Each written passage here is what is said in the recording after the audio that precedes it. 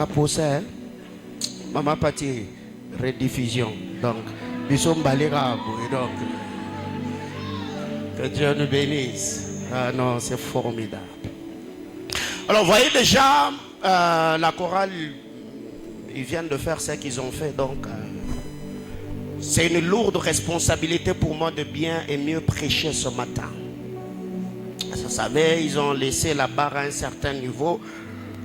Donc, je ne voudrais pas...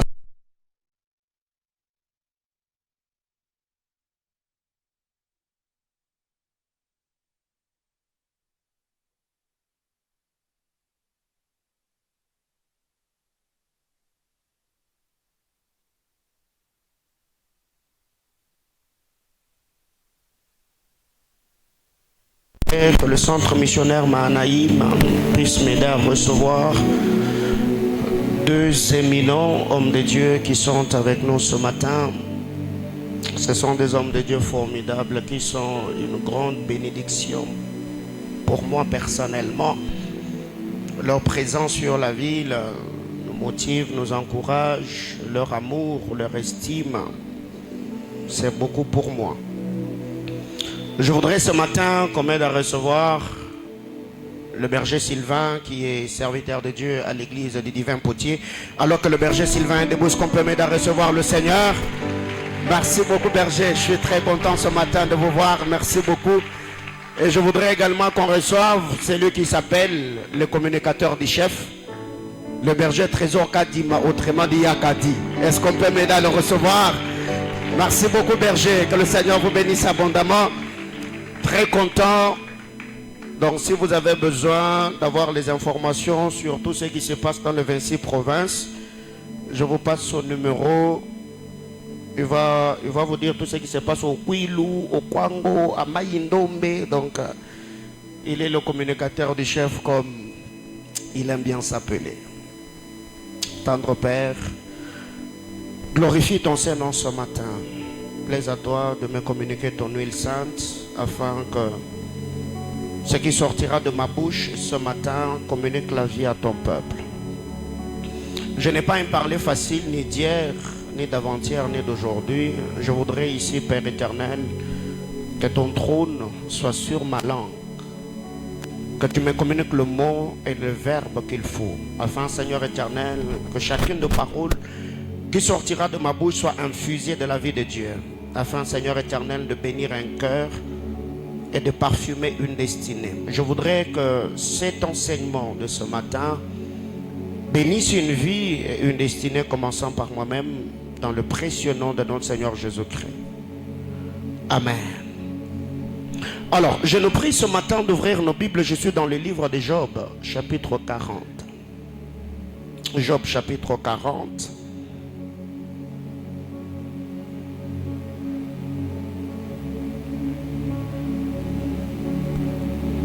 Nous allons lire à partir du verset 10 au verset 14. C'est un chapitre purement prophétique et très instruisant. Job chapitre 40 du verset 10 au verset 14. Vous y êtes? On peut lire ensemble 1, 2, 3, go. Voici l'hippopotame à qui j'ai donné la vie comme à toi. Il mange de l'herbe comme le bœuf. Le voici, sa force est dans ce rein et sa vigueur dans le muscle de son ventre. Il plie sa queue aussi ferme qu'un cèdre. Les nerfs de ses cuisses sont entrelacés. Ses os sont des tubes de rein. Ses membres sont comme de barres de fer.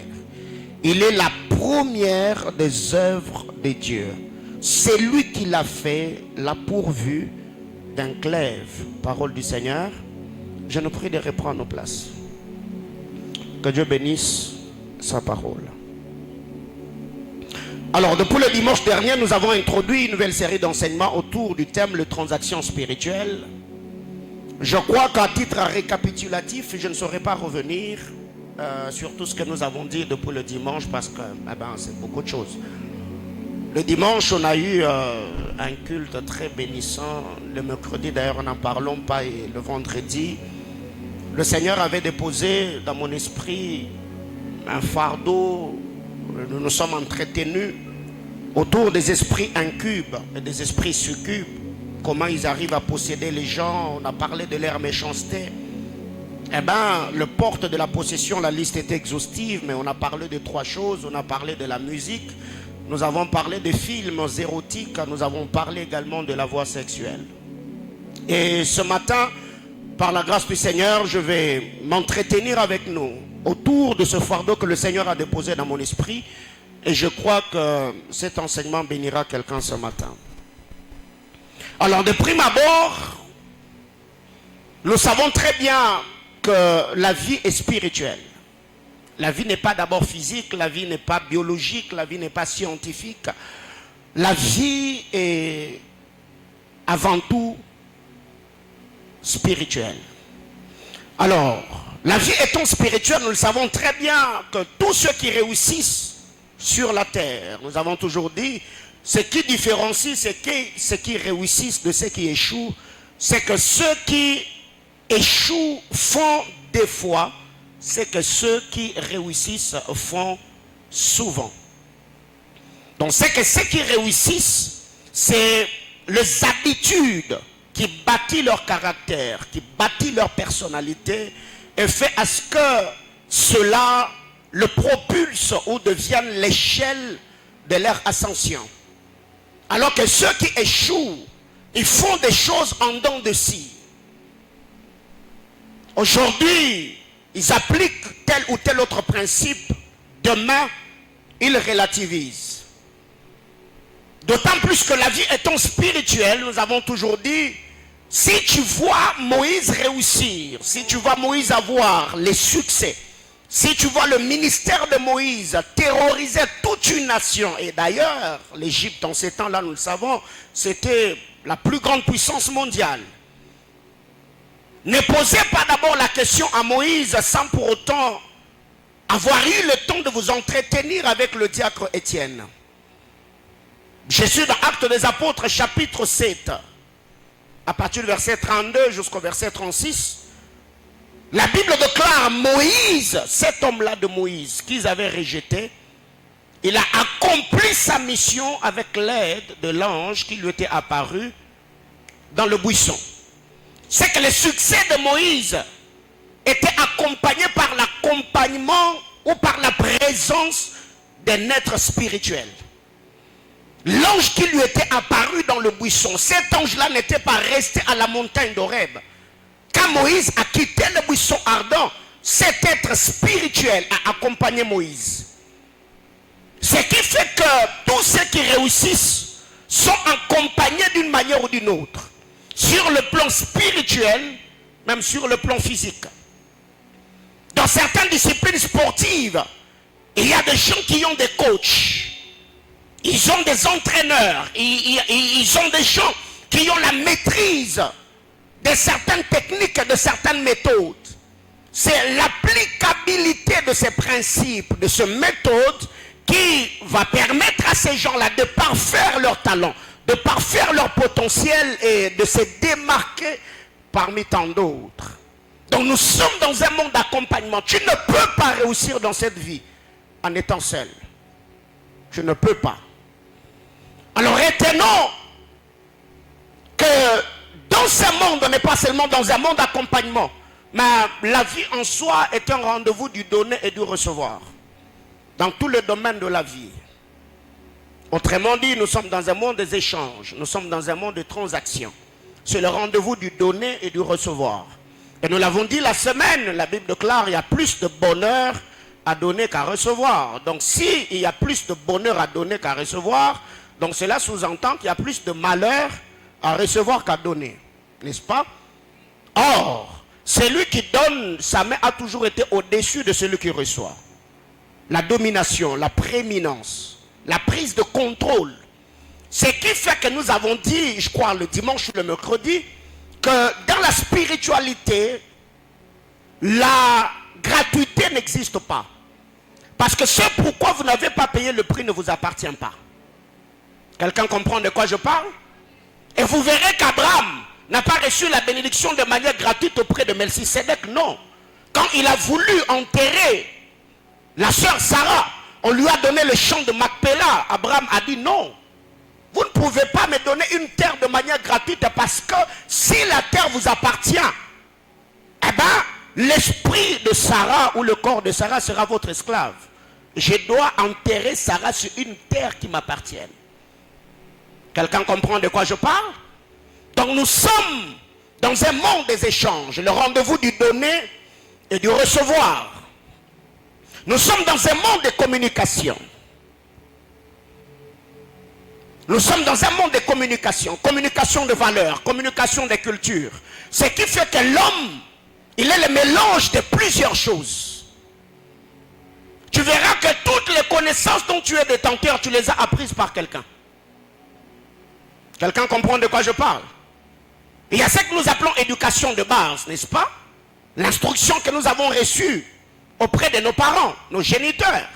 Mais après avoir été instruit ou instruite par le parent, eh ben, on nous a envoyé à l'école maternelle, nous avons fait la maternelle, nous avons fait l'école primaire, nous avons fait l'école secondaire, ce qu'on appelle les humanités, on a fait les études universitaires, et ainsi de suite.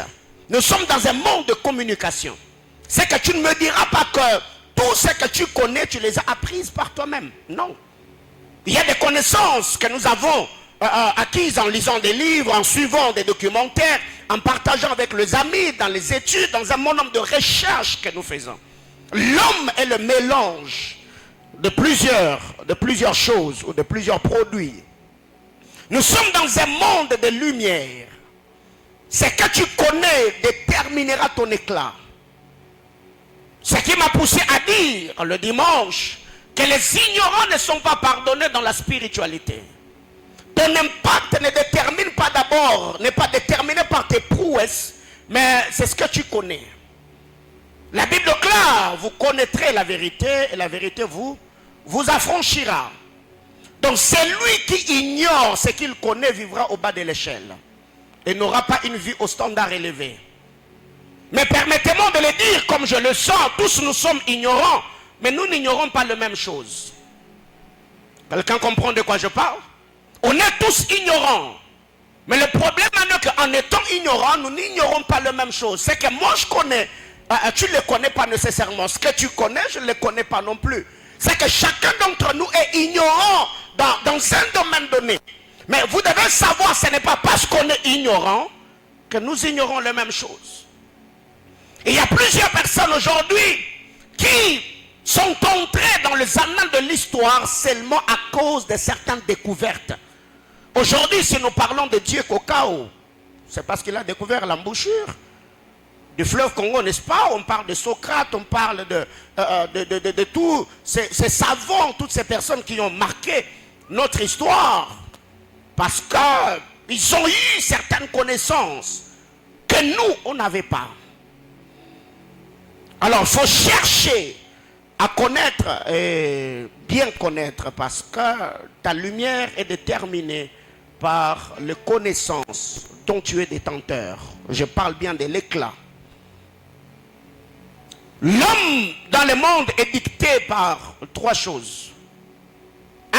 L'homme est dicté par les esprits. 2. L'homme est dicté par son environnement. 3. L'homme est dicté par lui-même. Je parle de la conduite, je parle de réflexes, je parle de ses agissements, je parle de ses réactions, je parle de ce qu'il connaît. 1. Il y a des esprits qui entrent en jeu. 2. Il y a notre environnement. 3. Il y a nous-mêmes. Ce qui fait qu'il y a certaines choses que nous faisons, c'est indépendamment de notre volonté. Parce qu'il y a des entités spirituelles quelque part qui dictent notre conduite. Ce que j'aime dans cette histoire, la Bible déclare, David en son temps fut suscité à dessein. David ne savait pas que tout ce qu'il faisait, on en parlera je crois le dimanche prochain par la grâce de Dieu, tout ce que David était en train de faire, il avait un programme, il avait un canevas. Mais il ne savait pas seulement que ce qu'il était en train de faire, c'était l'accomplissement du programme de Dieu. Autrement dit, nous ne sommes que des pions que Dieu utilise, place par-ci, par-là, afin d'accomplir les objectifs.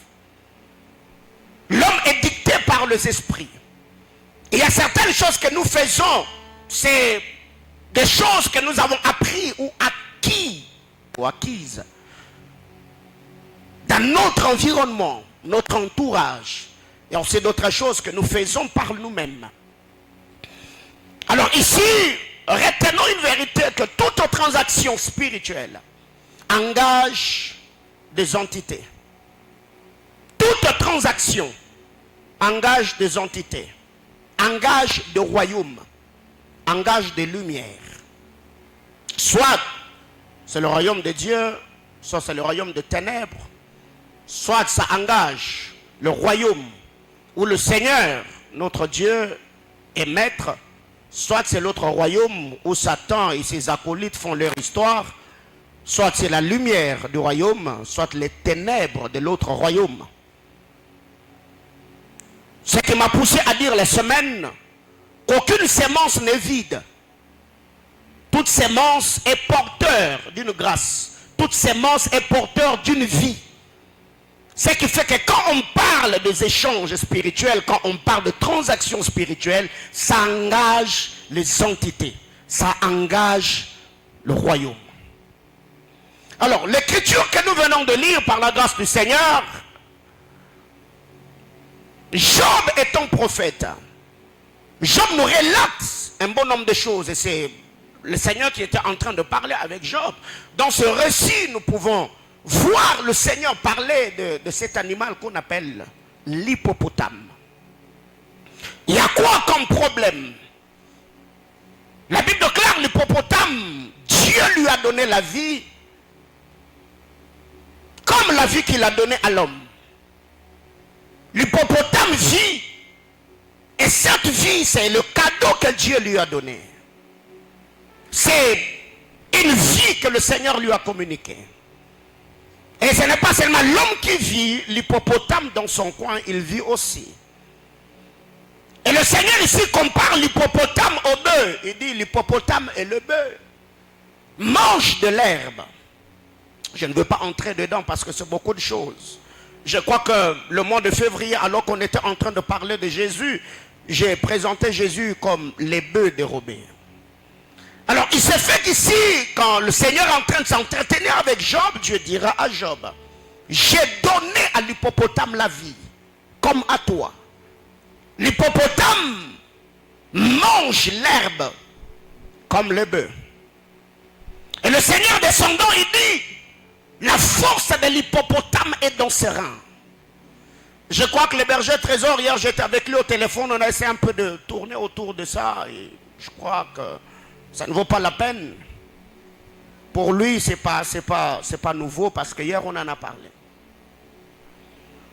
Le Seigneur, alors qu'il était en train de s'entretenir avec Job, Dieu lui dit, la force de l'hippopotame n'est pas d'abord dans ses os, n'est pas dans ses pattes, n'est pas d'abord dans sa masse ou sa corpulence. La force de l'hippopotame, il l'épuise dans le rein.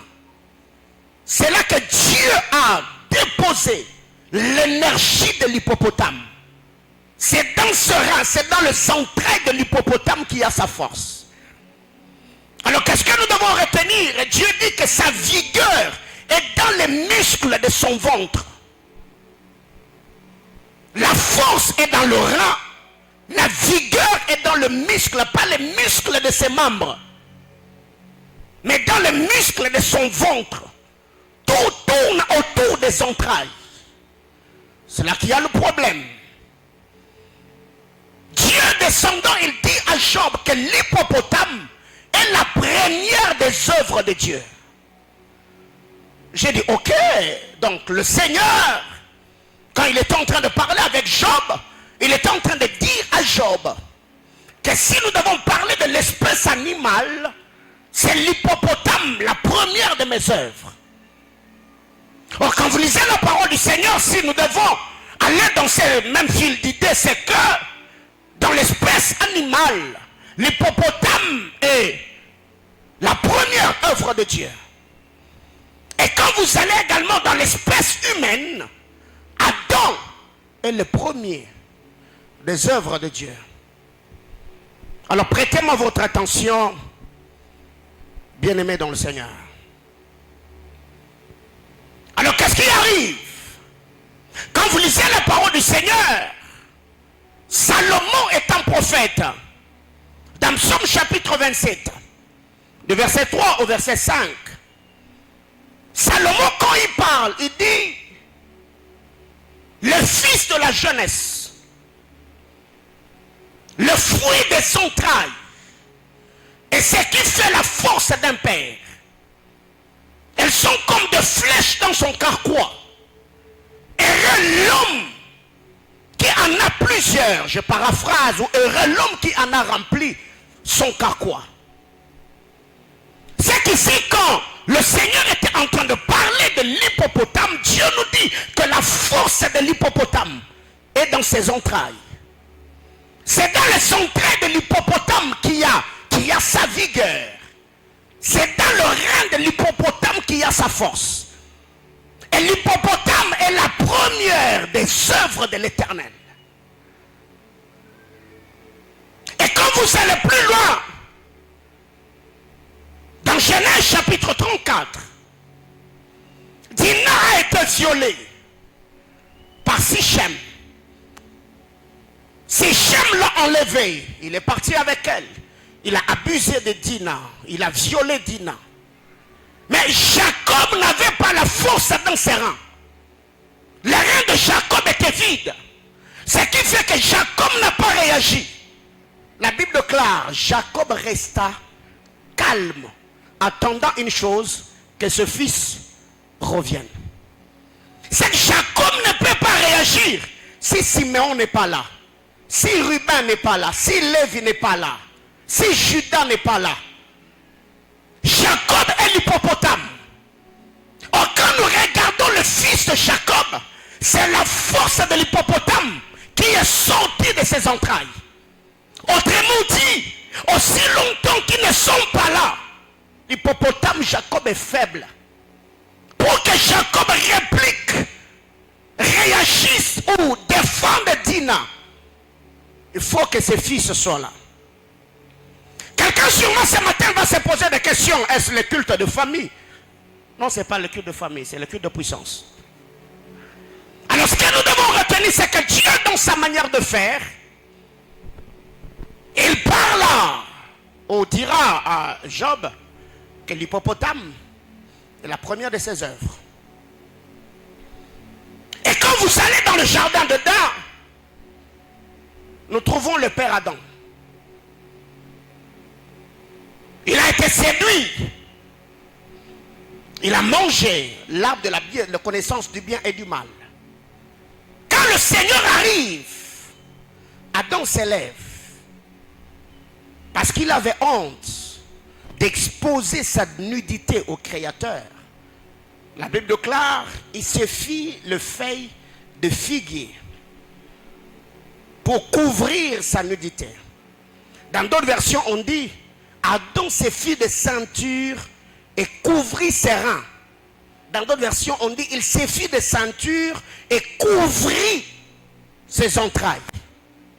Parce que Adam savait que la présence du Seigneur dans le jardin sera suivie de sentences. Et quand le Seigneur arrive, Adam a dit, ce n'est pas un problème. Si tu veux me châtier, j'accepte. Si tu vas me maudire, j'accepte. Mais permets-moi quand même à couvrir ma postérité. Permets-moi quand même à couvrir ma progéniture. Laisse-moi quand même cacher mes entrailles. Parce que je ne voudrais pas que la malédiction qui va tomber sur moi touche également mes entrailles, ma descendance ou ma progéniture. Adam a caché. Il a sécurisé, il a protégé sa progéniture.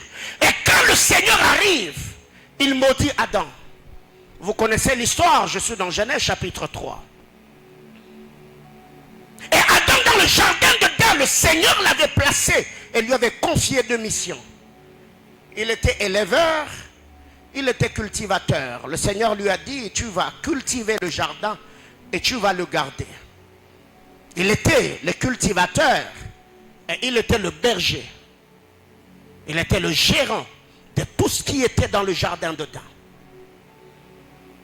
Et quand le Seigneur arrive après avoir maudit Adam, la Bible déclare, la parole qui sortit de la bouche de l'Éternel est tombé sur l'homme. Or, nous savons que le Seigneur, quand il parle dans sa colère ou dans sa fureur, sa parole est plus que le feu. La parole de Dieu a plus d'éclat, plus de puissance, plus de force. Et certains commentateurs ont dit que pendant que le Seigneur parlait avec Adam, la malédiction a pour but d'amoindrir. C'est que le fait de figuier qu'Adam avait mis sur lui ont été également exposés à la malédiction qui sortait de la bouche de l'Éternel. Et les feuilles ont séché. La nudité qu'Adam couvrait, il s'est retrouvé nu devant le Seigneur. Et Dieu se dit, je ne t'achèterai pas comme ça. Le Seigneur a pris l'animal prophétique, il l'a tué. Il a pris une deuxième tenue, la peau de l'animal qui était ensanglantée, il a mis sur Adam. Et le Seigneur chasse Adam. Et si vous verrez qu'Adam a reçu deux tenues, une première tenue qu'Adam avait confectionnée lui-même pour couvrir sa nudité. Deuxième tenue était une tenue confectionnée par le Créateur pour couvrir la nudité d'Adam. Ici, cette première tenue, je le prends comme la dispensation de la loi, où l'homme a voulu couvrir ses péchés, couvrir sa nudité, couvrir sa désobéissance par ses propres œuvres, par ses efforts. C'est ce que Adam a fait. Or, nous savons que la Bible déclare que la justice de l'homme est un habit souillé devant le Seigneur. C'est la dispensation de la loi où l'homme a voulu se justifier, se rendre agréable devant le Seigneur par les propres œuvres. Et l'homme ne pouvait pas parvenir à la justice de Dieu au moyen de ses stratagèmes, de tout ce qu'il pouvait faire. Ce qui fait que quand le Seigneur arrive, ça c'est la dispensation de la grâce. Après que la loi ait agi, Dieu vient. La loi de la substitution commence. Il tue l'animal prophétique, il prend la peau, il couvre Adam et il le chasse du jardin. Alors qu'est-ce qui arrive dans cette histoire? Vous verrez que les entrailles d'Adam ou le rein d'Adam ont été touchés par ces deux tenues. Un, ils ont été touchés par le feu de figuier. Deux, ils ont été touchés par la peau de l'animal prophétique. Alors Adam dans le jardin d'Éden, il était hébergé et cultivateur. Quand Adam sort du jardin d'Éden, nous voyons également dans les entrailles d'Adam.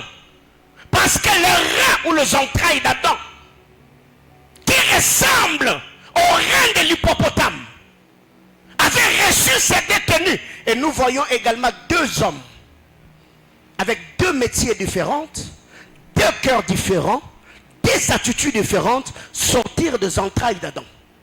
Le premier, on l'appelle Caïn. Quand Caïn sort, Caïn est cultivateur. Il labourait la terre. Pourquoi? Parce que la première tenue qui avait touché les reins d'Adam, c'était le feu de figuier. Les efforts, le sacrifice, les œuvres de l'homme. Et quand Caïn sort, Caïn est le produit des paroles qui étaient sorties dans la bouche de l'Éternel. Or, nous l'avons dit à mon introduction que la malédiction a pour le but d'amoindrir. Ça réduit, ça détruit, ça sèche. Et Abel sort, le second, le frère de Caïn, il devient berger.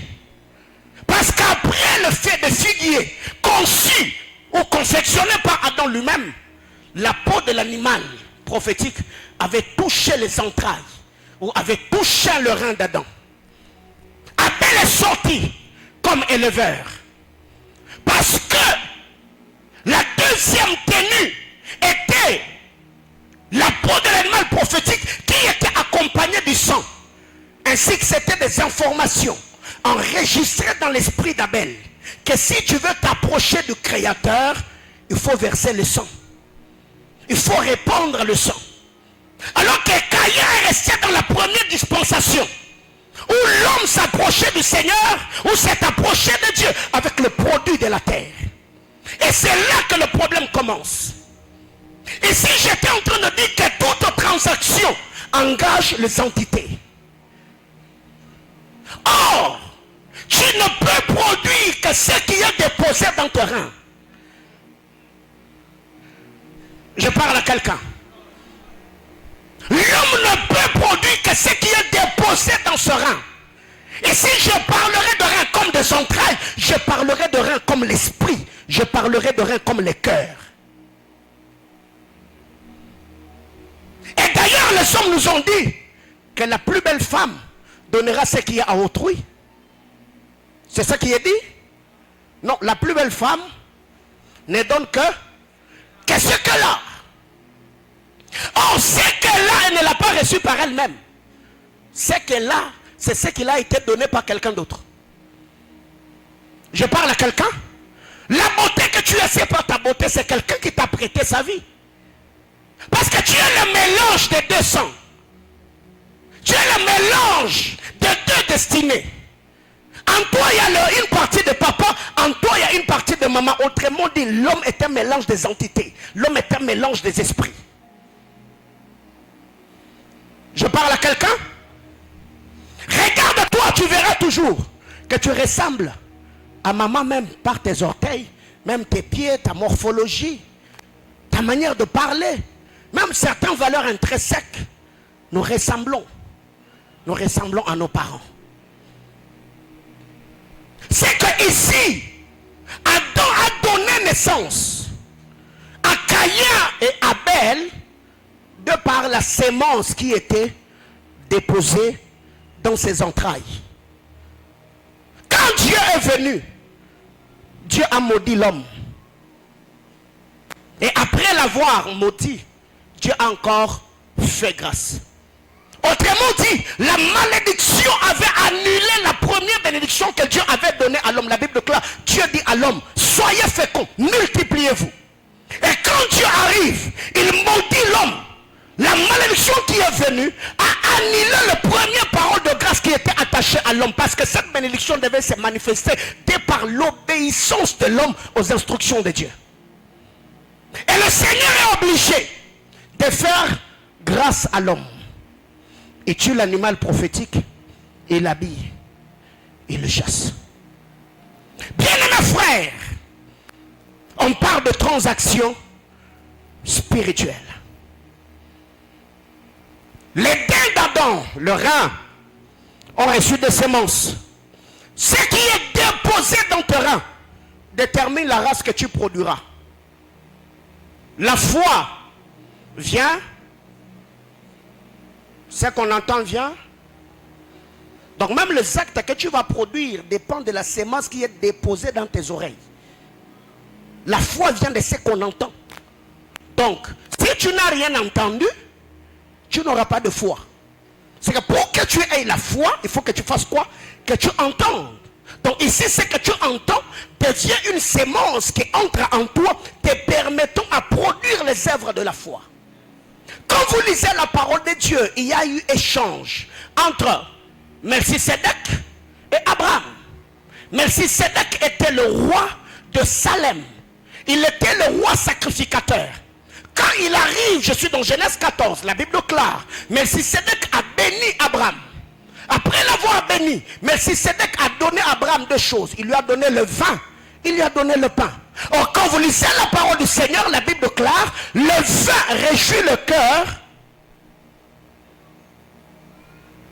Dans d'autres versions, on dit, renoncerai-je à ma vigne qui produit le vin qui réjouit le cœur de roi et le cœur de l'homme. C'est pourquoi quand vous lisez Genèse 49, la prophétie de Jacob sur Judas, il lui dit, Judas a les yeux pleins de vin. Et de l'autre côté, Melchisédek a le pain, la royauté et la sacrificature. Quand Abraham prend le repas et le consomme, le repas a fait un travail d'assainissement spirituel. Le repas est allé dans le rein d'Abraham, nettoyer ou déconnecter Abraham de toute la malédiction de son père Terah, qui était un prêtre dans la Mésopotamie. Ce Ce qui fait que le Seigneur, quand il arrive parler à Sarah, Dieu lui dira que de tes entrailles sortiront de rois. Mais cette semence est entrée quand? Sarah n'avait pas goûté au vin. Sarah n'avait pas mangé le pain. Mais parce que la semence était dans Abraham, Abraham est devenu porteur de semences. Et quand Abraham dépose la semence dans Sarah, la semence d'Abraham devient la semence dominante. Je parle à quelqu'un. C'est que quand Abraham va avec Sarah, c'est Abraham qui a communiqué le roi et le sacrificateur. Nous avons dit que nous sommes dans un monde, dans un rendez-vous du donner et du recevoir. Le transaction spirituelle. Abraham reçoit de Melchisedec, il communique à Sarah. Sarah à son tour, Dieu passe par elle pour donner la forme à la semence qu'Abraham avait donnée. Et elle a pu donner à Abraham de roi et de sacrificateur. Je ferme la parenthèse et je reviens sur ce que je suis en train de dire. Que tu produiras, que les choses, selon les choses que tu produiras plutôt, dépendra de la semence qui est déposée dans tes entrailles. C'est pourquoi, bien-aimés frères, il faut faire très, très attention avec les paroles qui tombent dans vos bouches, dans vos oreilles plutôt, et les paroles qui vous sortent de votre bouche. Quand quelqu'un vient, il te maudit. On te dit, toi, dans ta vie, tu ne vas pas prospérer. Les paroles qu'on donne, va où? Ça entre dans tes oreilles, n'est-ce pas? Ce n'est pas seulement entrer dans tes oreilles. La parole est allée dans tes entrailles. Ça veut dire, l'homme en toi, dans ton gène, il y a l'ADN qui te permet d'avoir des résultats escomptés ou de vivre le résultat de par les choses que tu entreprends ou les choses que tu fais.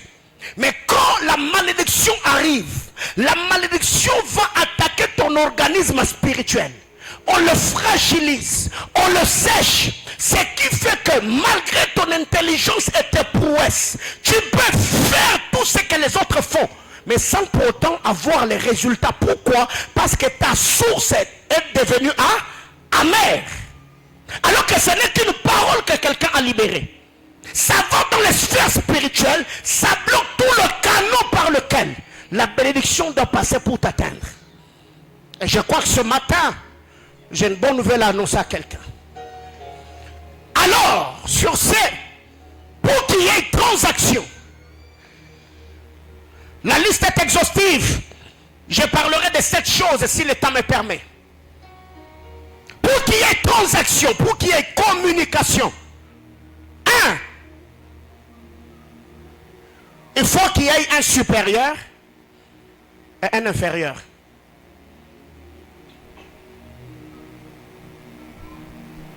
Il faut qu'il y ait un communicateur et un récepteur.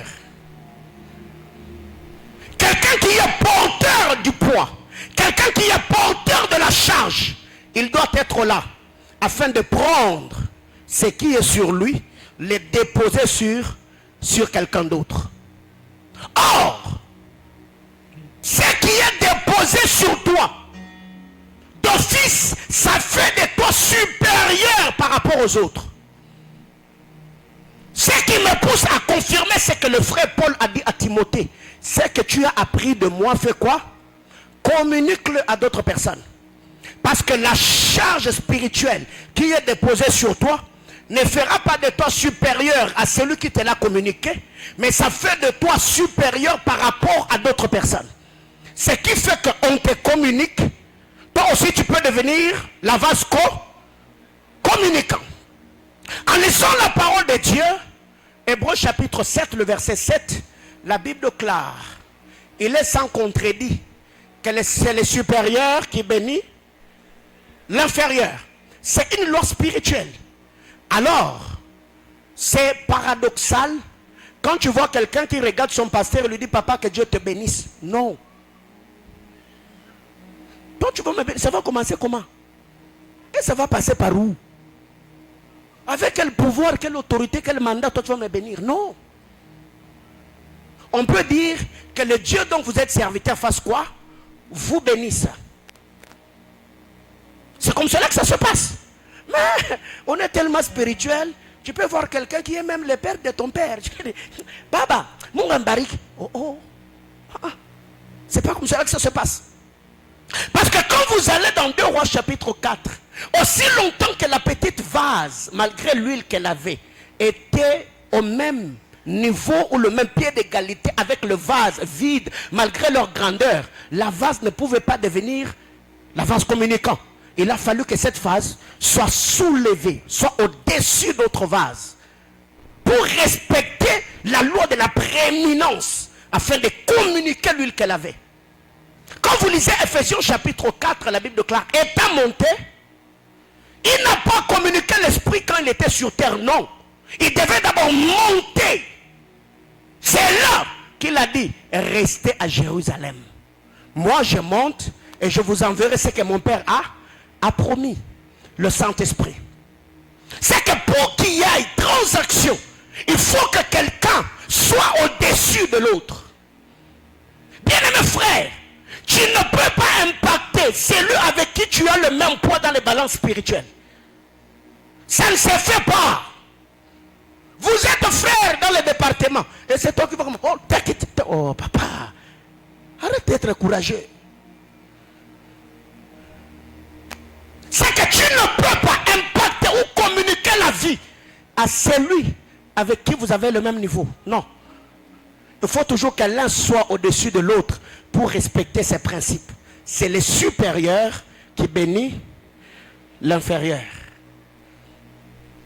Pas de transaction sans la loi de l'ascension, sans la loi du positionnement spirituel. Ce qui fait que même les gens qui vous combattent, si spirituellement ils sont plus élevés que vous, ne pensez pas parce que tu as dit fire que ça va marcher. Non, frère.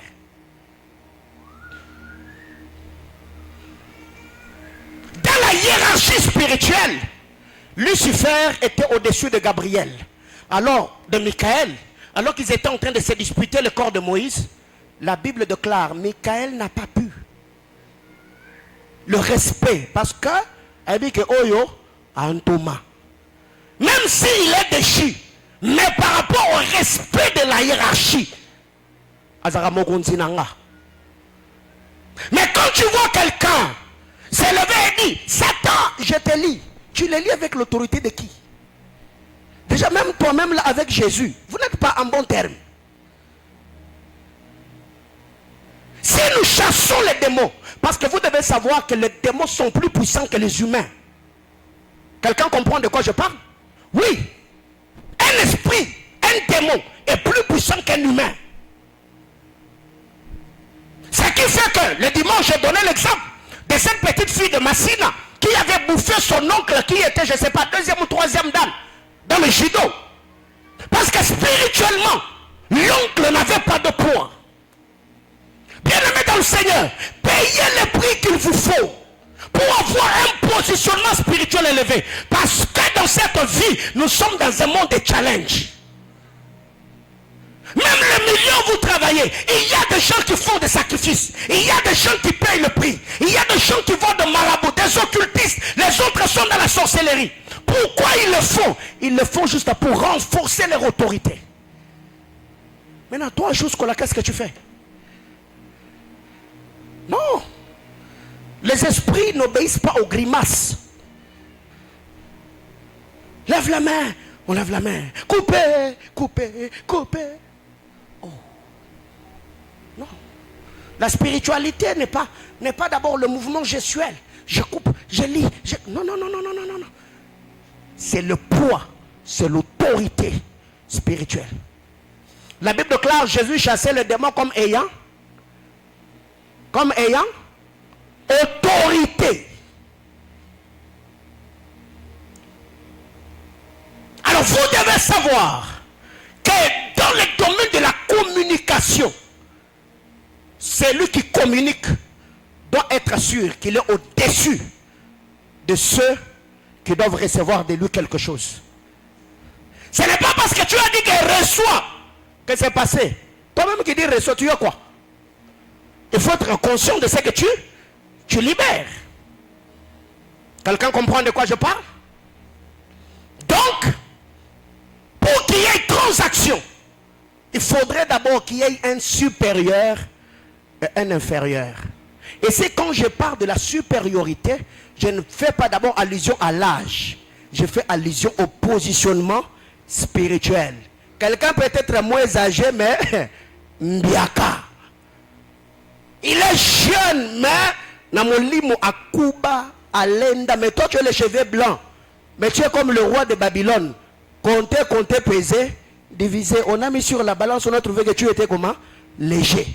Alors vous devez aussi être humble. Parce que Ruben, ce n'est pas parce que tu es le premier né que tu as plus de poids que Joseph dans le monde spirituel. Tu es une gerbe, tu es une étoile, mais tu peux te retrouver pas adorant la lune ou l'étoile ou le soleil, mais adorant un autre soleil, parce que cet soleil-là a une décharge spirituelle que le Père avait déposée, qui s'appelle la tunique. C'est qu'il faut qu'il y ait un supérieur. Et la supériorité de Joseph lui était communiquée par son père, Jacob. C'est pourquoi même quand vous lisez la parole de Dieu dans Genèse 49, au-delà de ce que Jacob avait donné, il vient dire encore à Joseph, je renforce ton autorité spirituelle. À toi, je donne plus qu'à tes frères. Positionnement frère. Et ma prière devant le trône, que Dieu renforce votre autorité spirituelle. Est-ce que je viens de bénir quelqu'un?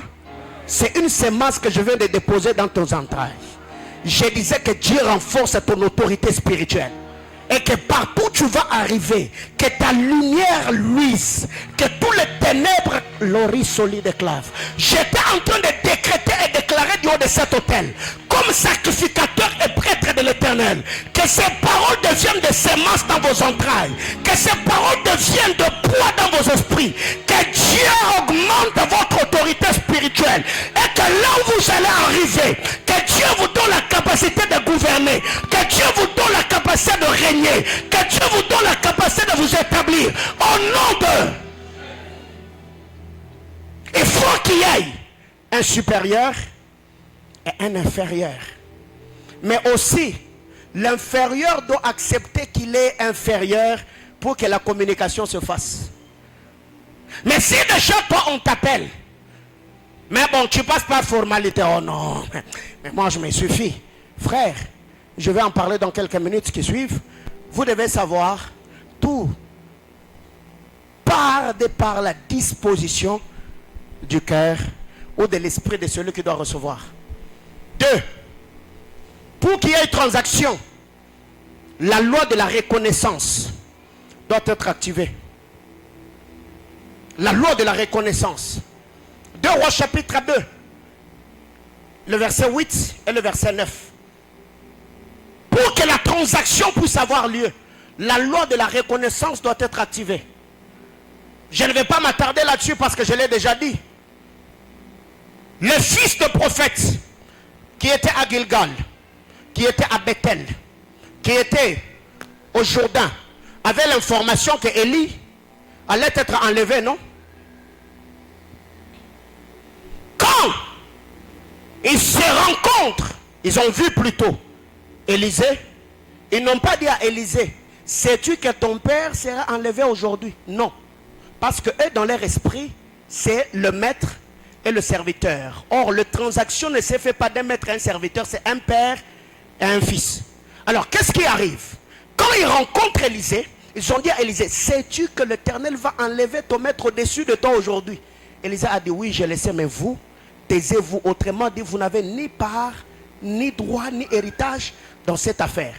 Mais quand Élisée a vu Élie monter, il n'a jamais crié, mon maître, mon père. Non, il a dit, mon père, mon père. La loi de la reconnaissance, ça veut dire, je te reconnais comme père. C'est pourquoi le Seigneur a corrigé le père Abraham. Quand Abraham dit à Dieu, je m'en vais, c'est Eliezer de Damas. Dieu lui dit, Abraham, tu es encore apprenti dans les choses spirituelles. La bénédiction ne se communique pas d'un maître à un serviteur, mais c'est d'un père à un fils. Il dit non, c'est pas Eliezer de Damas parce qu'il n'est pas sorti de tes entrailles. Donc, c'est lui qui doit hériter l'autorité de ta sueur. C'est celui pour qui tu as éprouvé les douleurs de l'enfantement. Bien-aimé dans le Seigneur, c'est paradoxal et contradictoire. Ou encore c'est bloquer le mécanisme ou la machine spirituelle quand ce que tu y es ne ressemble pas au poids spirituel ou à la décharge ou à la charge spirituelle que Dieu a déposée dans l'esprit de ton Père. C'est une insulte. Ça, c'est la leçon que le Fils prodigue nous donne. Dans la maison de mon Père, les serviteurs ont le pain en abondance. Il était au fait en train de cracher sur la dignité de son Père. Alors que moi ici quand le Fils est rentré, son Père ne lui a pas donné le pain. Non. Il a dit tuez le veau gras. Parce que le Fils mérite mieux que le serviteur. Vous mangez le pain, mais pour moi on verse le sang. Bien-aimés frères, la loi de la reconnaissance est une loi importante et capitale dans les transactions spirituelles. Il faut apprendre à s'identifier à une lignée. Il faut apprendre à puiser dans votre gisement spirituel. Jacob arrive en Égypte.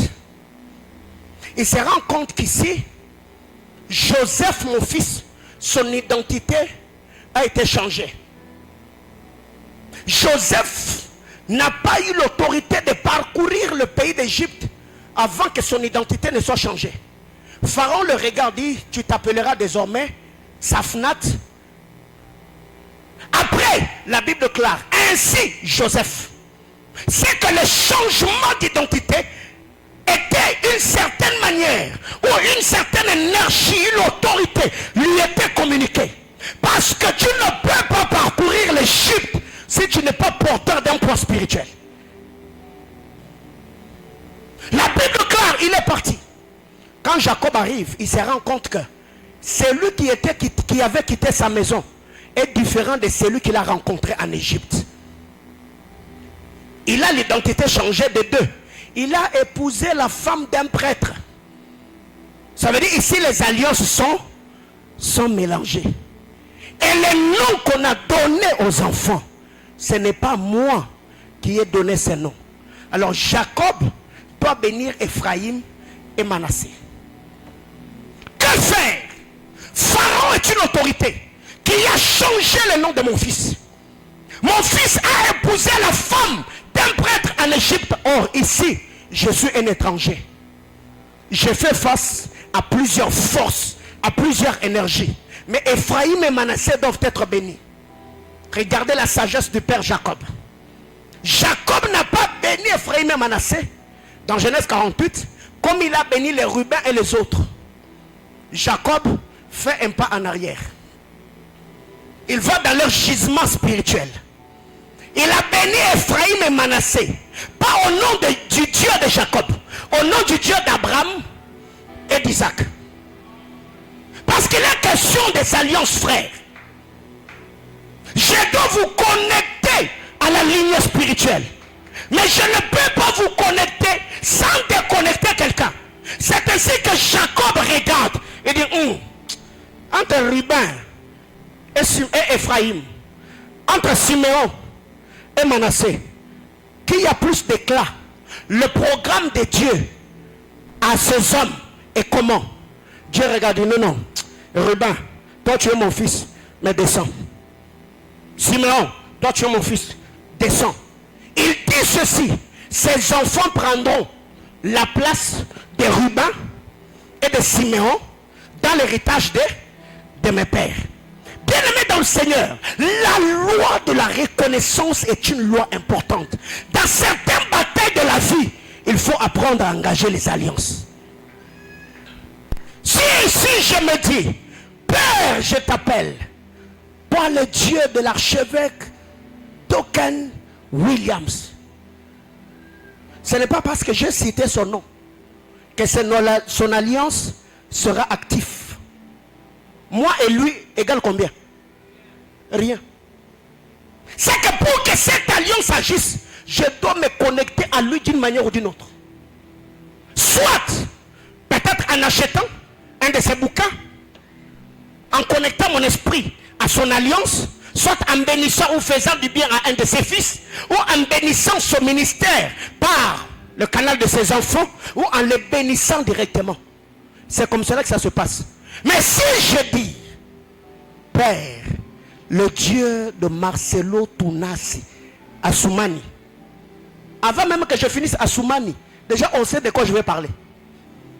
Si j'appelle et je dis, le Dieu de Bernard Fouambalou Koussa, frère, avant même que je finisse, parce que même dans le monde spirituel, on sait que ma vie est connectée à ces entités. Arrêtez d'être complexé. Ce n'est pas parce que c'est un homme blanc qui a plus de poids, non. Tu peux être là, oh Seigneur, dans le nom de Jésus, toi le Dieu qui a servi tel Osborne. Et quelqu'un vient dire, Nzambi, yatata mfumo kimbangu. Frère, et Simbi. Alléluia. Bien-aimé frère, je suis celui qui invoque le Dieu de mes pères. Aïe, aïe, aïe. Je disais que je suis celui qui invoque le Dieu de mes pères. Du haut de cet hôtel, je décrète et déclare que le Dieu qui a marché avec mes pères, que le Dieu qui a béni mes pères, que le Dieu qui sécurise mes pères, que le Dieu qui a oué mes pères, soit celui qui va marcher avec vous de manière directe et officielle. Je vous connecte à ma juridiction spirituelle. Je vous connecte à notre jugement spirituel.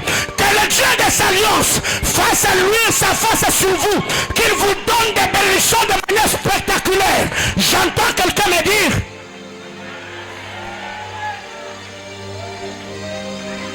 frère, c'est spirituel. Reprends ta place. Alléluia. Mon père, char d'Israël et sa cavalerie. Quand Élie entend, mon père habitait Kazaga onake nangote Zwang. Tala ona ina ngona tonga lelo nake nangote. Nabi ona ina ngona tonga lelo nazonga nangote. Dis à ton voisin la loi de la reconnaissance. 3. Troisième principe dans la loi de la communication, c'est le cœur de celui qui doit recevoir. La transaction spirituelle ou la transaction spirituelle n'est pas d'abord question de corps, n'est pas d'abord question de bouche. Il est question de cœur et question des entrailles. Une femme, quand elle accepte d'épouser un homme, c'est parce que elle aime. L'amour est dans le cœur ou dans la bouche? La bouche n'exprime que ce qui est dans le cœur. C'est pourquoi l'écriture dit c'est de l'abondance du cœur que la bouche parle. Ça veut dire vous devez savoir dans le monde dans le domaine de la communication spirituelle, le cœur doit parler plus que les bouches. C'est que Dieu n'honore pas les paroles qui sortent des bouches. Dieu honore l'énergie qui quitte les entrailles. C'est que ici, l'état du cœur de celui qui doit recevoir est important dans les transactions spirituelles. Tu peux venir ici. Moi, je me dis que tu m'aimes et moi je t'aime. Je me mets à prier. Seigneur, je prie pour mon fils. Seigneur, je prie pour ma fille. Je les connecte directement aux alliances du Dieu de mon appartenance. Et que cette personne devienne automatiquement et de manière légale participant et bénéficiaire de bénédiction d'alliance. Moi, je priais de tout cœur. Mais quand l'onction sort, Dieu regarde le cœur de celui qui doit recevoir. Et que son cœur n'est pas avec moi. Ce n'est pas parce que j'ai dit que c'est arrivé. Je peux avoir libéré. Mais avant que ça touche ta tête, Dieu met la main. Il bloque. J'ai parlé à quelqu'un? 2 Rois chapitre 5. De qui Géasi devait hériter? D'Élisée ou de Naaman? d'Élisée. Il a raté l'onction de celui qu'il servait pour hériter de la lèpre de celui qu'il n'avait jamais rencontré. Parce que son cœur n'était pas bon. Et quand vous descendez un peu plus bas, lui il a pris le présent. Mais quand Élisée parle, il lui dit, est-ce que c'était le temps de prendre le vigne, le figuier, les terres, les bœufs et les ânes? Ce n'était pas le moment. Bien aimés frères, c'est pourquoi quand vous sentez que spirituellement votre cœur n'est plus attaché à un oin, débarrassez-vous, déconnectez-vous de lui, de peur que son ministère ou ses paroles, au lieu de vous bénir, que ça ne vous maudisse. C'est pourquoi battez-vous autant que vous pouvez. Ayez de bons cœurs vis-à-vis des hommes qui sont des sources de bénédiction pour vous. Ne soyez pas hypocrite. Même vous qui me suivez en ligne, ne soyez pas flatteur. Car il y a des gens comme ça. Lui il vient, tu penses qu'il est avec toi. Mais derrière sa tête, il n'est qu'un profiteur. Il s'est dit, je m'avance, je me connecte à lui. Dès que je reçois ce que je cherche, après, je vais le quitter. N'est-ce pas? C'est toi qui as dit. Mais ce que tu te dis là, le Dieu de l'homme de Dieu, c'est voir le cœur. Tu peux venir comme ça, année après année.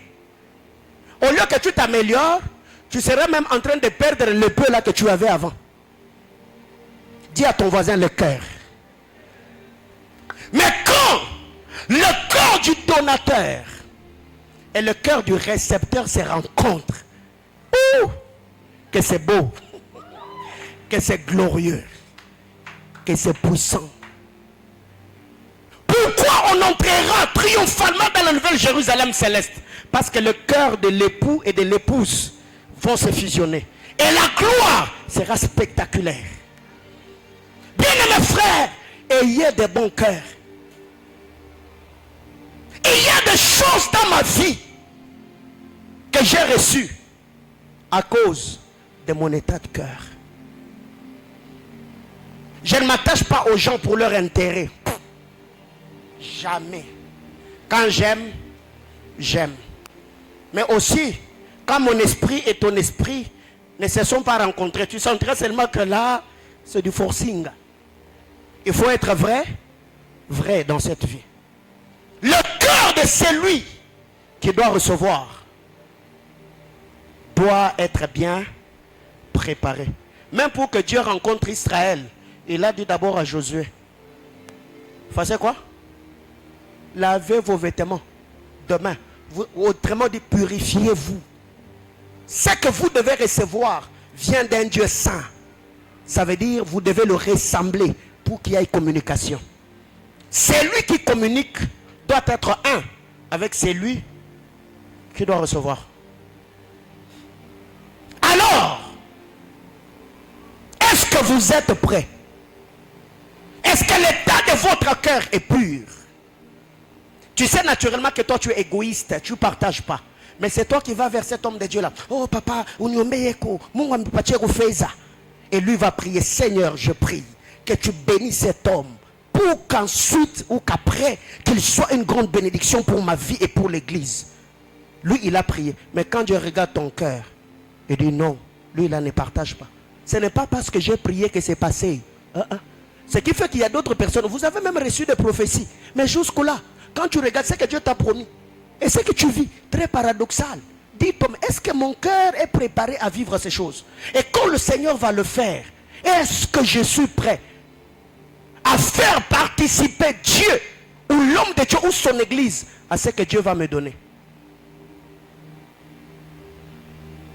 Parce que l'accomplissement d'un oracle n'est pas seulement parce que Dieu a dit. Non, par moments les choses que Dieu nous dit, c'est juste pour préparer l'état de nos cœurs, afin d'être des bons dépôts, des bons gestionnaires ou des bons dispensateurs des diverses grâces de Dieu.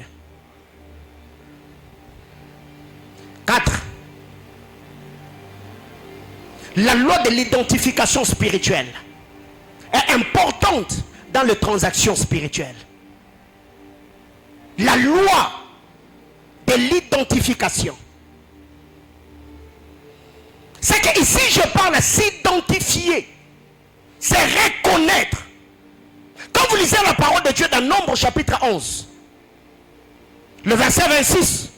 Le Seigneur a dit à Moïse, appelle les anciens, je descendrai, je prendrai l'esprit qui est sur toi, je le déposerai sur eux, afin qu'ils portent la charge du peuple avec toi. N'est-ce pas?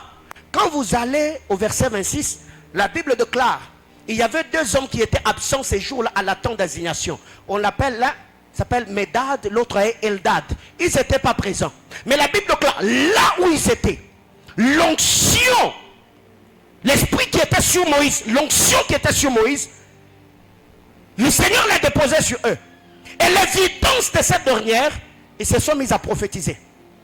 Et Josué vient, il dit à Moïse, mon Seigneur, de l'autre côté, Médad et Eldad ne sont pas au camp, mais je le vois prophétiser. Mais ce que Josué ignorait, c'est que le serviteur plutôt ignorait, c'est que les noms de Médad et Eldad étaient sur la liste de ceux qui étaient reconnus comme anciens du peuple. C'est qu'ils étaient absents sur le plan physique, mais ils étaient présents sur le plan spirituel. Tu peux quitter une alliance, une église de manière physique, mais tu restes connecté à l'alliance de manière spirituelle. Si tu ne suis pas sur la main qui t'a nourri, si tu ne suis pas sur celui qui était pour toi une bénédiction. Mais il y a des gens qui quittent les églises parce que c'est lui qui a quitté. On a tellement de mauvais cœur. Tu étais venu seul. Mais toi, après que tu aies quitté, tu voudras seulement que cette église-là se détruise. Que d'autres personnes quittent. Quel est le cœur que nous avons?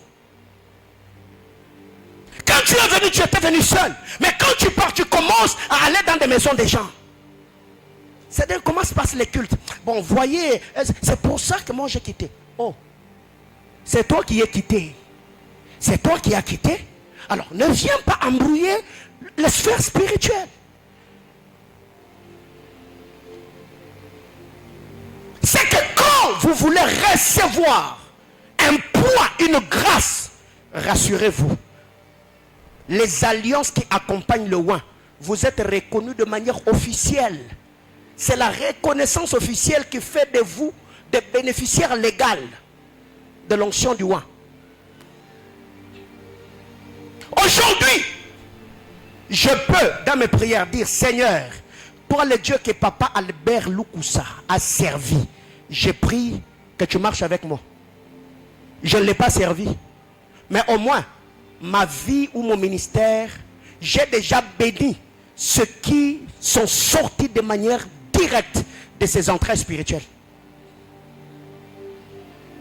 Je me suis connecté à eux. D'autant plus qu'ils étaient leur père. Automatiquement, je deviens participant à la bénédiction qui l'accompagne. Daddy Bernard l'a servi. Il a servi. Le docteur David Kateba l'a servi. Il a travaillé avec papa Gustave Chibambe. Il y a beaucoup d'hommes de Dieu qui ont défilé sur mon hôtel ici, qui ont été bénis par ce ministère. Et vous pensez que c'est de manière hasardeuse que je fais ce que je fais? Non.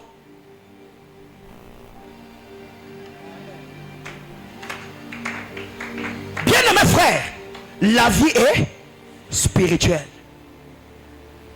Alors vous devez savoir que dans votre marche avec le Seigneur, apprenez à vous identifier. L'apôtre Paul a dit, vous avez plusieurs mains, mais cependant, vous n'avez qu'un seul. Hein? Alors maintenant, vous devez aussi apprendre à différencier. Quand tu réclames la bénédiction d'un maître et quand tu réclames la bénédiction d'un père. Le père t'engendre, le maître te guise.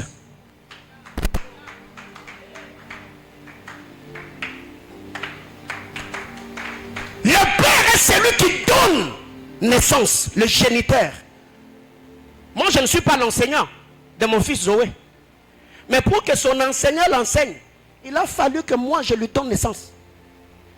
Alors, si mon fils commence beaucoup plus à s'attacher au père, au maître qu'à moi, c'est qu'il crée un dysfonctionnement dans le monde spirituel.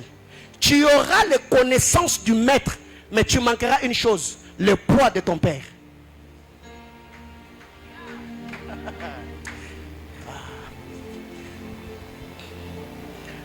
Le maître peut aiguiser ton don, mais c'est ton père qui te communiquera le poids dans le monde spirituel pour que le don ne te tue pas.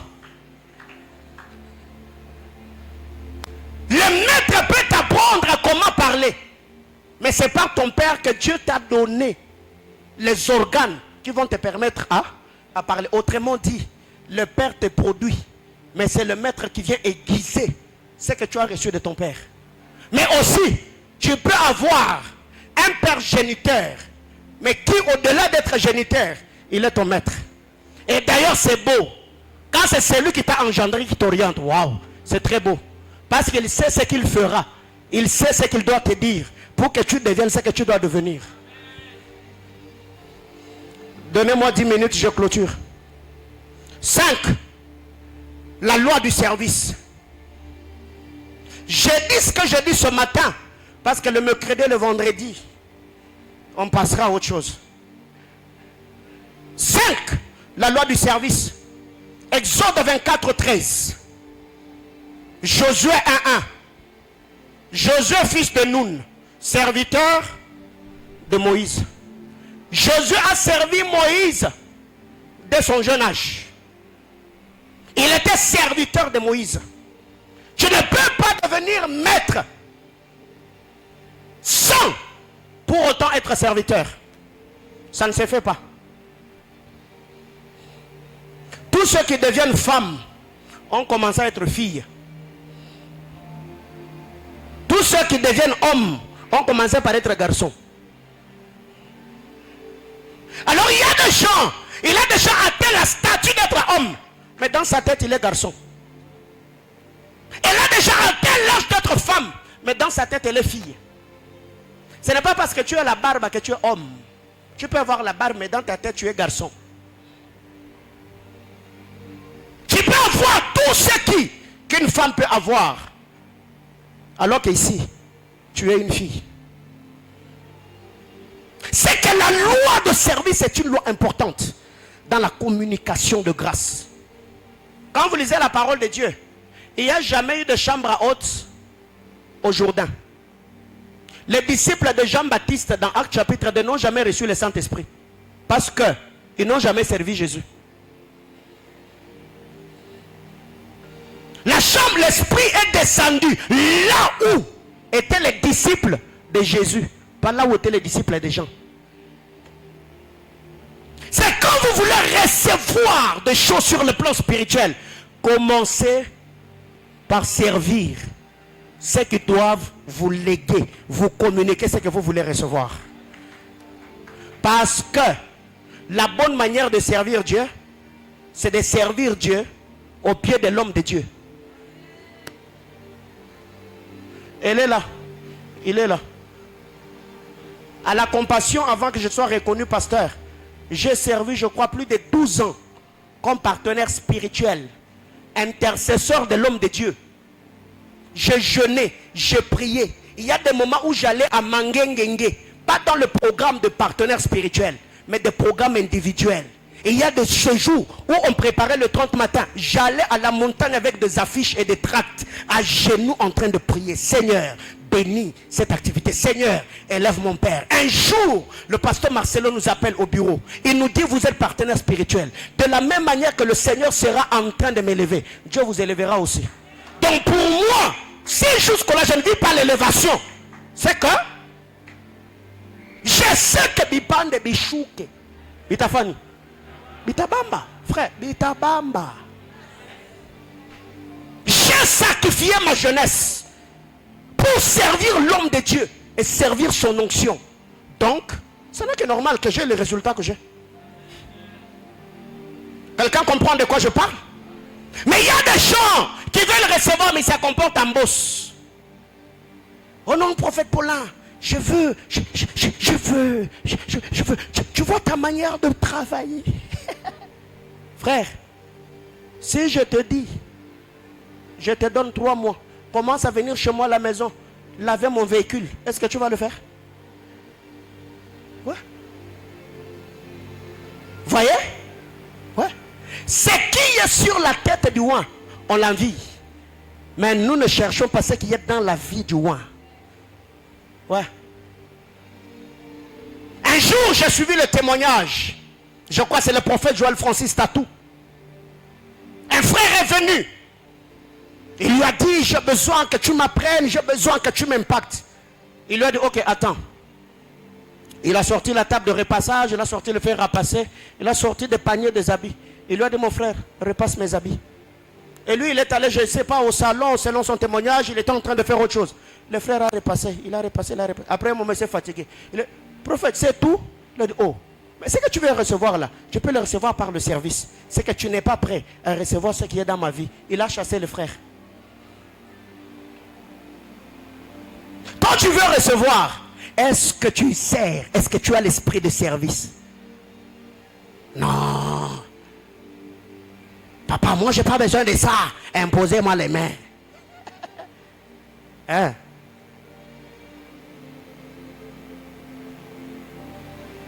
Souple ni? Oui, mon frère. La loi du service. Beaucoup de gens aujourd'hui, même dans vos entreprises, vous n'êtes pas promis parce que vous êtes négligent. Aucun leader bâtisseur ne va promouvoir les gens parce qu'il les aime. Non. Ceux qui ont compris la vision, ceux qui sont prêts à payer le prix pour que l'entreprise monte, c'est ces gens-là qui finissent par être récompensés. Mais déjà, toi, tu n'es qu'un apprenti. Tu viens à peine même de décrocher parce que tu es licencié avec mention grande distinction. Tu viens au bureau déjà, tu as mis des vestes et des costards. Papa, sois serviteur. Vous voulez recevoir des choses alors que vous n'avez pas l'éducation spirituelle qu'il faut. Récemment, il y a une soeur qui m'écrit, me dit, papa, depuis que j'ai pris l'engagement d'être à mon poste et de servir, les choses ont commencé à se débloquer de soi sans que je n'ai rien forcé. Ce n'est pas une prophétie qu'on l'a donnée. Elle-même, elle a constaté que depuis qu'elle a dit, mercredi, vendredi, dimanche, je serai à mon poste. Pas. Elle voit que sa vie a commencé sans imposition de main. Sans la prière du pasteur. Seulement parce qu'elle a pris l'engagement de servir.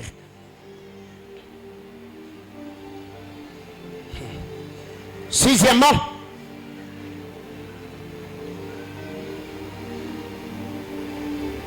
dans les transactions spirituelles, les transactions peuvent se faire de par comment tu vois ou comment tu es vu par le porteur de ce que tu veux. Comment tu le vois et comment il te voit. La manière dont vous vous voyez. Je ne dis pas la manière dont vous vous regardez. Tu peux regarder sans rien voir. Mais tu peux voir sans regarder. Ici, je regarde devant ou derrière. Je regarde devant, n'est-ce pas? Mais je sais ce qu'il y a derrière. Pas parce que j'ai regardé, mais parce que j'ai déjà vu. Alors le problème n'est pas ce que tu regardes, le problème c'est ce que tu vois. Et le problème aussi c'est comment tu es vu. On te voit comme un profiteur ou serviteur. On te voit comme un fils ou berger. Comment tu me vois? Maître ou père? Et tout leader bâtisseur sait comment il est vu par ses enfants. Pour les uns dans cette église, je suis pasteur. Pour les autres, je suis prophète. Pour les autres, je suis un bon prédicateur. Pour les autres, je suis père. Pour eux, c'est Paulin ou rien. Ta manière de me voir détermine également la manière dont je te verrai.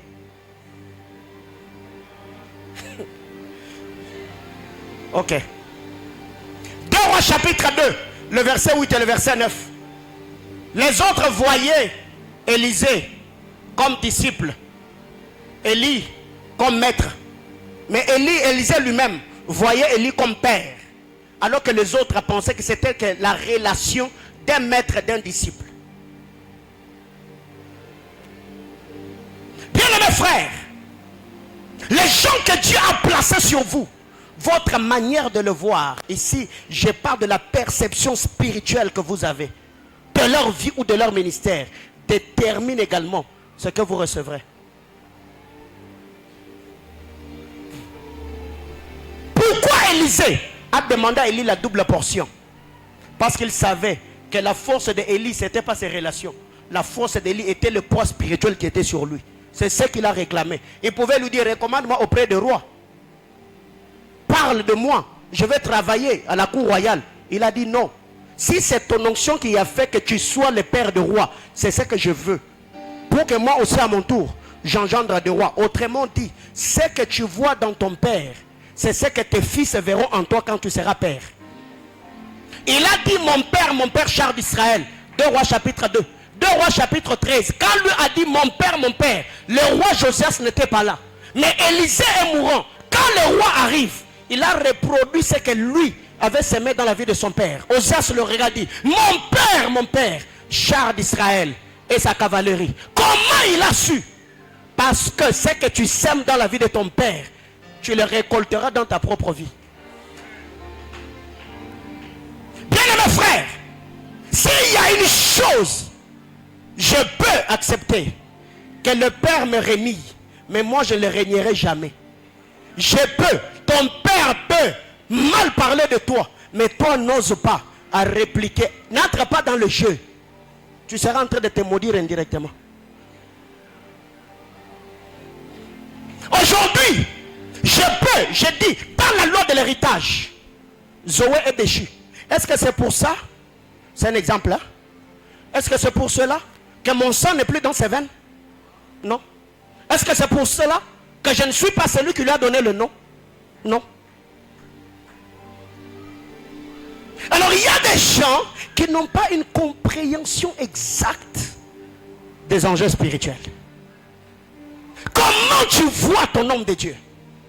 Ce que j'aime dans cette histoire, la femme Sunamite, 2 Rois chapitre 4, elle parle avec son mari, elle dit, je sais que l'homme qui passe par ici est un saint homme de Dieu. Là où le petit garçon voyait la calvitie, en disant monte chauve, elle quand elle regarde, elle dit non, azakana libandité, ye anganga, nganganzam. Ce que tu vois dans ton homme de Dieu détermine ce que l'homme de Dieu produira pour toi. Ils ont vu la calvitie de l'homme de Dieu. L'homme de Dieu a produit des ours, ils les ont bouffés. Elle a vu le saint homme de Dieu dans l'homme de Dieu. Elle a produit un enfant.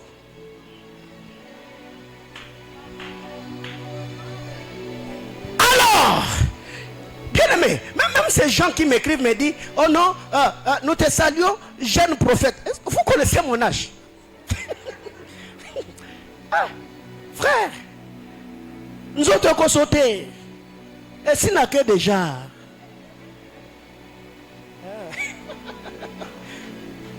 Je vous dis, il y a d'autres frères ici qui sont moins âgés que moi. Mais sont bâtis, ils sont balés.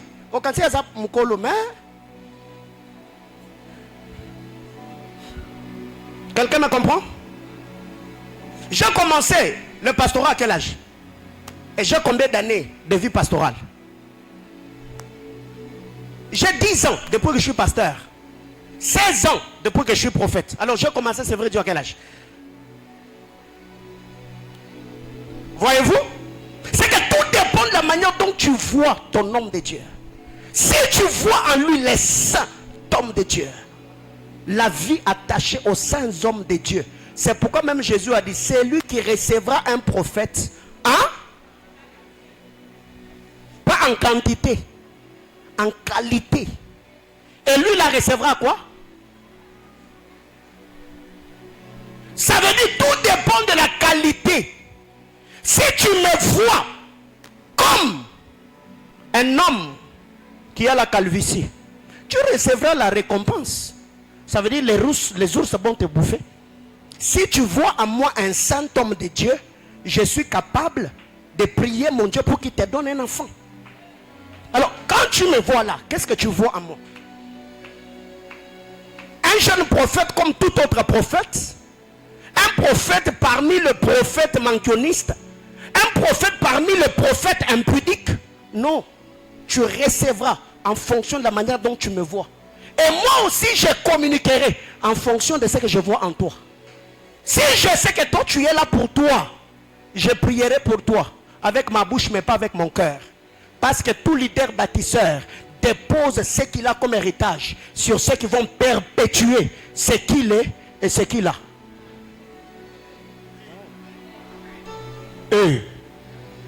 Frère, tu peux monter ici.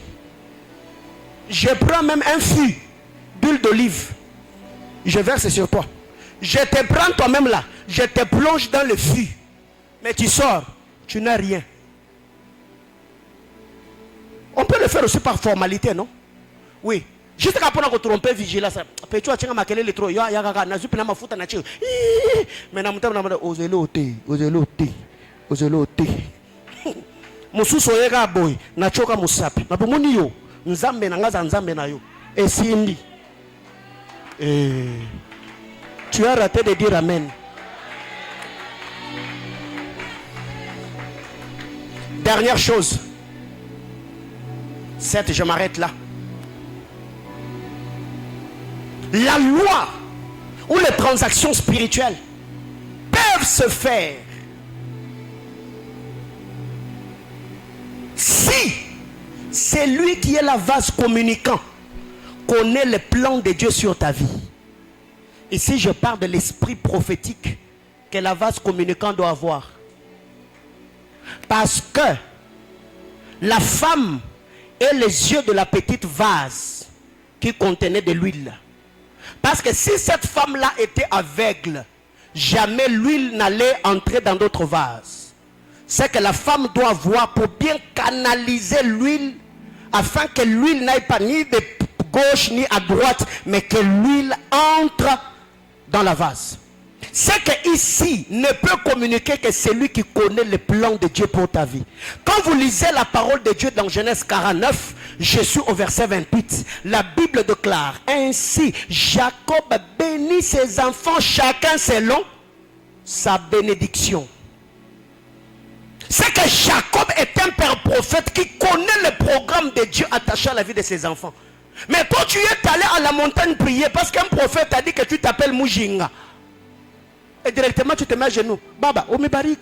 Papa, il faut commencer par où? On ne bénit pas le nom, on bénit la vie.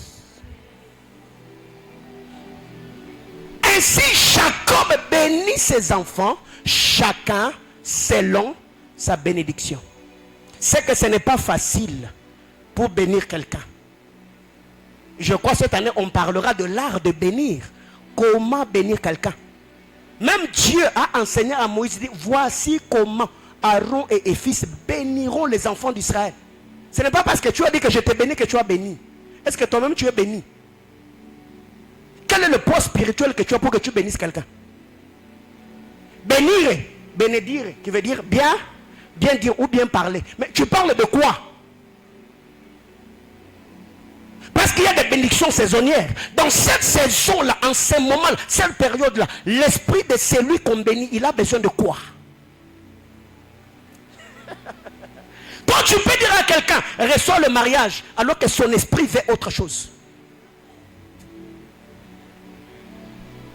Donc, le bénisseur doit connaître le programme de Dieu, le plan de Dieu attaché. C'est pourquoi, frère, ayez le temps de parler avec vos conducteurs.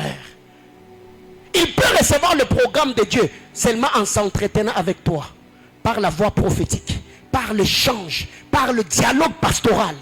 Tu exposes, tu exposes, tu exposes. Quand est-ce que Jacob a compris que Joseph était appelé à gouverner? Quand Joseph a relaté le rêve. La Bible déclare, Jacob l'a réprimandé pour ne pas réveiller l'esprit de ses frères et qu'on le tue avant. Mais la Bible déclare, il garda les souvenirs de ces choses. Jacob est devenu l'intercesseur du songe de Joseph. Bien-aimés frères, ainsi je vous dis, j'ai dit et vous remercie.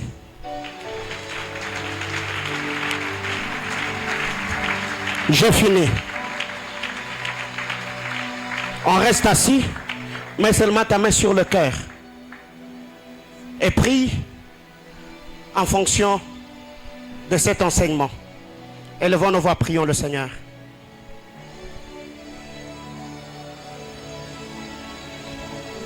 Qu'est-ce que tu as reçu? Qu'est-ce que Dieu t'a dit? Quelle est la parole que ton esprit a saisie ce matin? Cette chose On ne produit que ce qui est déposé dans nos reins. On ne peut produire que ce qui est déposé dans nos entrailles.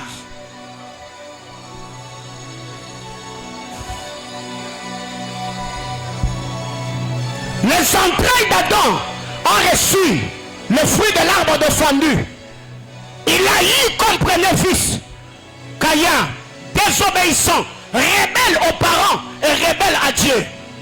Mais par la peau de l'animal prophétique, Adam a produit Abel. Parce que les entrailles d'Adam avaient des semences.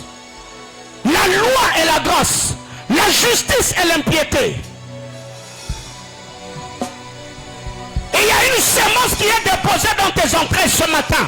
Même cette semaine, quand tu prieras, ne demande pas seulement des choses à Dieu. Dis à Dieu, Seigneur, je libère ce qui est dans mes entrailles. Je libère ce qui est dans mon esprit. Tu as dit à mon Père qu'il est le Père de rois et de sacrificateurs. Je libère l'énergie sacerdotale. Je libère l'énergie royale. Là où j'arrive, je dois gouverner. Est-ce que quelqu'un comprend ces choses? Il y a les deux énergies en toi. Tu es roi sacrificateur. Tu es de la lignée de Melchisedec. Père éternel, je suis dans cette maison. Je libère l'énergie sacerdotale. Je libère l'énergie royale. Dans cette entreprise, dans cette université, Daniel avait l'esprit. Daniel avait la sagesse. Parce qu'il était de la lignée royale. Parce qu'il était de la tribu de Juda. Parce qu'il était de la classe noble. À la royauté attachée la sagesse. À la royauté attachée le pouvoir. À la royauté attachée l'influence. Aïe aïe aïe aïe aïe aïe aïe. Parle à Dieu. Libère l'énergie. Libère l'énergie. Libère l'énergie.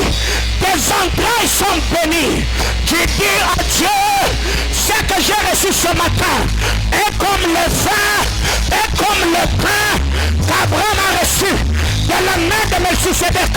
J'ai pris ce matin, même toi qui as ta famille, même toi qui as besoin de la maternité, tu peux ce matin libérer tes entrailles.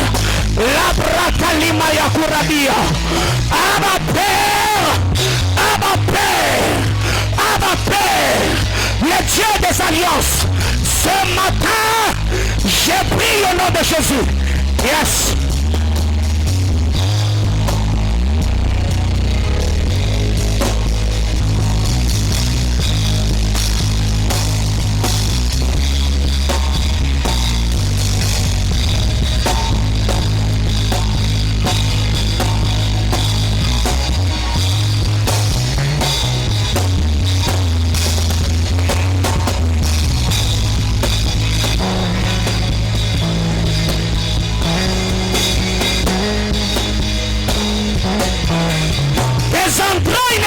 Et il y a une semence. Tu es sorti d'une lignée. Tu es dans une juridiction. Libère l'énergie. Il faut que ça marche.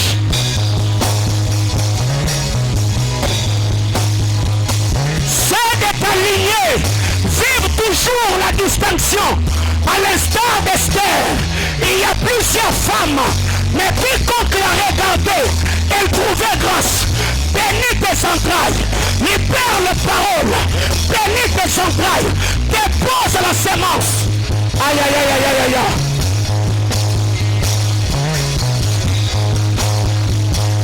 Tu peux toucher ton ventre, tu peux toucher ton dos, tu peux toucher ta tête.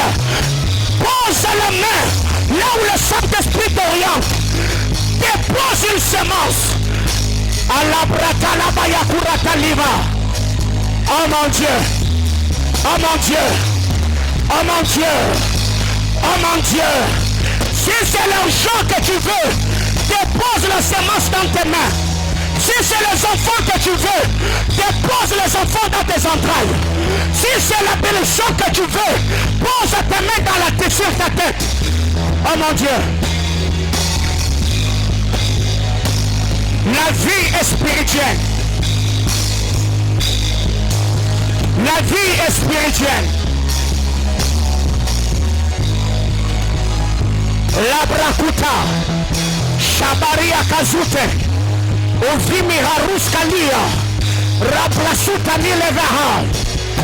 Il le fait ce matin. Le Seigneur le fait pour toi. Le Seigneur le fait avec toi. Il le fera par toi. Oh Dieu.